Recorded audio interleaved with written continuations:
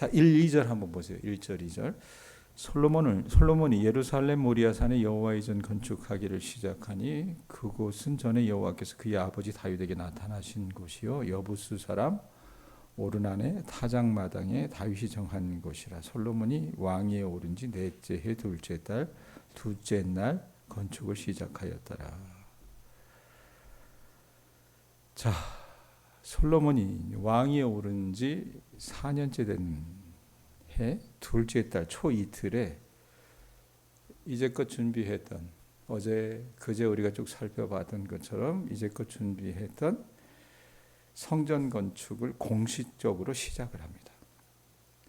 그럼 어디에다 져야 돼요? 성전 부지가 있어야 될 거 아닙니까? 그 성전 부지에 대해서는 1절에 이야기해요.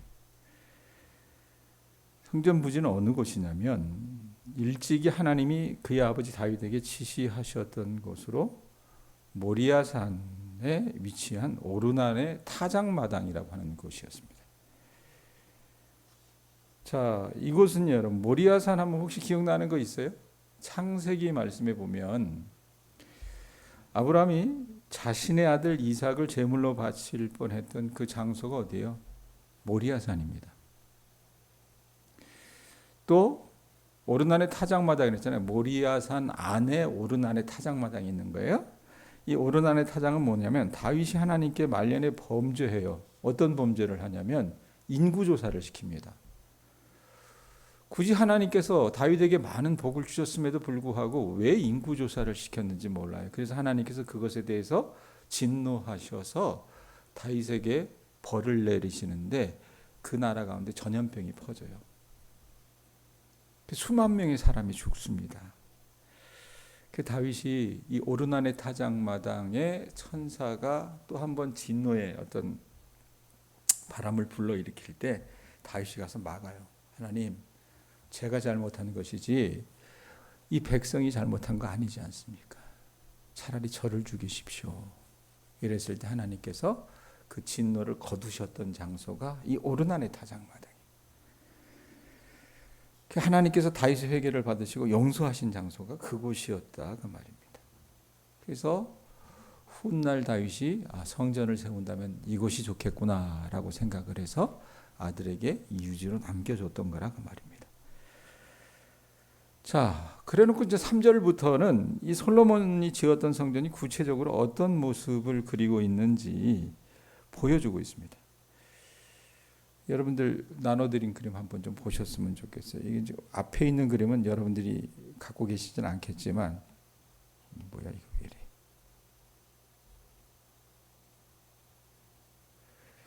앞에 있는 그림은 이제 솔로몬의 성전 얘기하면서 솔로몬과 관련된 여러 부분들을 이야기할 때 나오는 것이고, 뒤에 여러분들에게 나눠드렸던 그림 한번 보시면 이렇게 생겼대요. 직사각형 모양으로. 백권사님 보이시죠? 예? 이렇게 생겼는데 한번 4절 한번 보세요. 4절 보면 어떤 말씀이 있습니까? 거기 보면 4절 보면은 자 뭐라고 그래요? 그 성전 앞에 있는 낭실의 길이가 뭐 어떻고 이렇게 나오잖아요. 낭실이 뭐냐면 현관이에요. 우리 예배당 여러분 앞에 보면 현관이 있잖아요.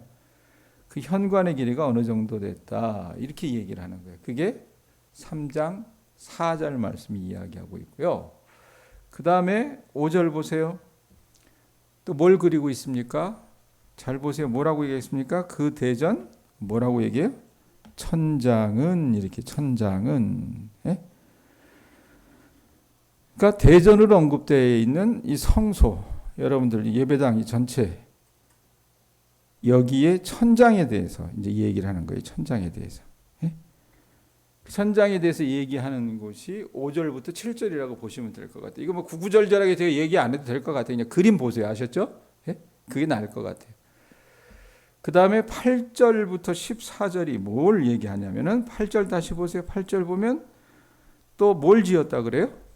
지성소를 지었으니 이렇게. 지성소는 뭘 얘기하느냐? 자, 성전이 보면 지금 이렇게 돼 있잖아요. 이렇게 돼 있는데 여기가 3분의 2. 이곳이 성소라고 그러고 그 다음에 여기 언약궤가 있는 곳을 지성소라고 얘기합니다. 그러니까 성소 중에 성소. 그래서 지성소, 지극할 지자 써서 지성소라고 얘기하는데 그 지성소의 어떤 관한 부분들을 어떻게 솔로몬이 건축을 했는지에 대해서 이야기하는 것이 8절부터 14절이에요. 그러고 나서 이어지는 게 15절 한번 보세요. 15절 보면 뭐가 있냐면 15절 한번 보세요. 뭐라고 얘기합니까? 성전 앞에 뭘 만들었대요? 기둥 둘을 만들었대요. 기둥 둘. 그림 보이시죠? 여러분들 갖고 계신 그림. 기둥들이 어디 있어요? 여기 보면은 여기 하나 있고 여기 하나 있고. 기둥 보이시죠? 예?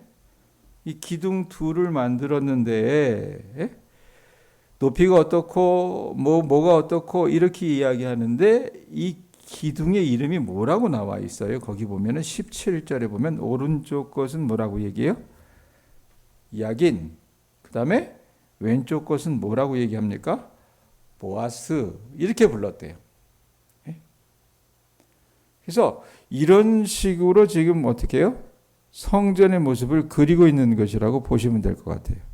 아셨죠? 화면에 보시는 것처럼. 그러니까 나도 예루살렘에 안 가봤어요. 못 가봤어요. 돈이 없어서. 근데 우리 교인들도 못 가실 것 같아요. 근데 못 가서 못 보는 건 좀 서글프잖아요. 그러니까 그림이라도 보란 얘기예요. 이 새벽에. 아셨죠? 예루살렘 성전이 이렇게 생겼더라라고 생각을 하시면 될 것 같아요. 그럼 이게 도대체 어느 정도 사이즈인가?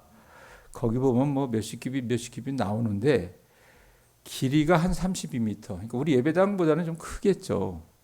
길이가 앞뒤로. 그 다음에 너비가 한 10m, 60cm. 넓이가요.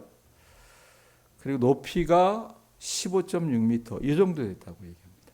그리고 성전 안에는 뭘 입혔냐면 여러분 우리가 같이 읽었지만 다 금으로 입혔어요. 여기를. 금으로 다 입혀가지고 이렇게 누리꾸리 하잖아요. 그리고 벽에는 그룹들이 새겨졌다 그랬는데 여기 보면 나오겠지만 이 천사를 다 어떻게 해요? 새겼다라고 얘기합니다. 어제 후람이라고 하는 사람, 두로에 후람압이라고 하는 장인이 있었다. 그 사람이 와서 그 사람이 단지파 출신이었다 그랬잖아요. 엄마가. 그래서 이 유대인들의 예배 습속을 잘 알았기 때문에 와서 다 감독을 하면서 이런 식으로 성전을 건축하게끔 그렇게 했습니다. 하나 특기할 만한 건 여기도 문이 있고 성소에 들어가는 여기도 문이 있고 그 다음에 성소에서 지성소로 들어가는 여기도 문이 있어요. 그런데 이 성소에서 지성소로 들어가는 이 문이 있지만 여기 뭐가 쳐져 있었냐면 커튼이 있었어요. 휘장이 있었다 그 말입니다. 두 개의 문으로 구분되어 있었는데 이 사이에 휘장이 쳐져 있었고 예수님이 어떻게 해요? 십자가에서 달려 돌아가실 때 이 휘장이 어떻게 찢어졌다는 것을 우리가 말씀을 통해서 확인할 수 있습니다. 자, 그리고 또 하나 아까 우리가 15절부터 17절 가지고 나눴지만 성전 바깥에 두 기둥을 세웠는데 이 두 기둥의 꼭대기에 기둥머리에 네 줄의 사슬로 장식이 되어 있었고 각 사슬마다 100개씩 총 400개의 어떻게 보면 장식으로 되어 있는 석류가 이렇게 딱 갈려 있었다고 보시면 될 것 같아요. 그래서 두 기둥의 이름에 하나는 야긴이라고 불렀는데 이 야긴이 무슨 뜻이냐면 여호와가 세우리라 이런 뜻이었고 또 다른 하나는 보아스라고 하는데 여호와에게 능력이 있다 이런 의미로 여러분 이 성전을 솔로몬이 건축했다라고 하는 것을 오늘 3장이 이야기하고 있고 내일까지도 아마 이 말씀을 나눌 거예요. 나누는데 그럼 이거 어떻게 적용해요? 어떻게 우리 삶 가운데 적용할까? 다시 여러분 1절로 가보셨으면 좋겠습니다. 1절에 보면 뭐라고 해요? 솔로몬이 예루살렘 모리아산에 여호와의 전 건축하기를 시작하니 이래놓고 그곳은 성전을 건축한 그 장소는 뭐라고 얘기해요? 여호와께서 그의 아버지 다윗에게 나타나신 곳이요 여부수 사람 오르난의 타작마당에 다윗이 정한 곳이라. 자, 이 모리아산이라고 하는 것은 이 유대인들에게 조상 중에 조상이었던 아브라함에게는 굉장히 어떻게 보면은 잊을 수 없는 그런 장소였어요. 왜 그랬냐면 설교 초대에도 말씀드렸지만 아브라함이 이삭을 가져다가 바친 장소였습니다. 하나님 앞에 죽일 뻔한 장소였어요. 그러니까 어떻게 보면 아브라함이 하나님의 큰 은혜를 체험한 장소였기도 했지만 자기에게 있어서는 좀 부끄러움의 장소일 수도 있었어요. 그러나 믿음으로 그가 하나님 앞에 순종하면서 나아갔던 장소입니다. 그래서 하나님께서 그 죽을 수 있었던 이삭을 살려주신 은혜의 장소였습니다. 자, 이 모리아산에서 성전을 세웠던 또 그 장소는 어떤 장소였다고 그랬어요? 오르난의 타작마당이라고 그랬죠. 오르난의 타작마당은 여러분 어떤 장소라고 말씀드렸습니까? 다윗이 범죄해서 수만 명의 백성들이 죽어나갈 마지막 그 천사가 심판했던 마지막 그 장소에서 다윗이 그러지 마십시오. 그러지 마십시오. 차라리 나를 죽이십시오. 내가 잘못한 거지. 이 백성이 잘못한 건 아니지 않습니까? 하나님 앞에 회개했을 때 하나님께서 용서해 주셨던 장소입니다. 진노가 멈췄던 장소.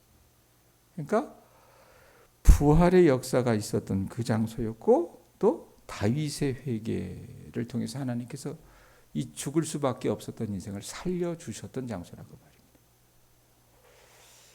우리에게도 이런 장소가 있는지 한번 좀 살펴보셨으면 좋겠어요. 성전의 성소라고 하는 것이 여러분 꼭 어떤 건물 이런 것에 국한되지 않고요. 우리 마음에도 이런 장소가 있었는지 한번 좀 보셨으면 좋겠다는 얘기입니다.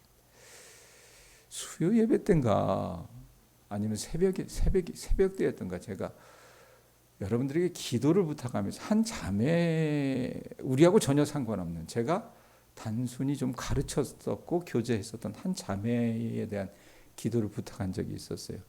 여러 명의 자매가 있었죠. 한 사람은 불치병을 앓고 있어서 그 자매를 살려달라고 우리가 기도했는데 하나님께서 데려가셨고 또 다른 한 자매가 있었는데 그 자매가 누구였냐면 아이를 낳지 못하는 자매였어요. 임신은 해요. 그런데 몸이 약해서 그런지 사산하거나 유산하는 경우가 태반이었습니다. 근데 이거 무슨 한나도 아닌데 자기 동서는 시동생 부인은요 임신도 잘하고 애도 잘 낳고 이러니까 이 아이가 좀 아주 완전히 여성스럽거든요. 질투도 많아요. 시기도 많은데 그러니까 자기 억장이 무너지는 거예요. 화딱지가 나고. 그렇게 해서 7년을 지냈어요. 7년을 결혼해서. 그러다 보니까 여러분 마음속에 원망이 서잖아요. 누구에게 원망이 서요? 주변 사람들 다 원망하겠지만 누구에게 가장 원망이 서는 존재가 되겠어요? 하나님을 원망했던 거 이 아이가.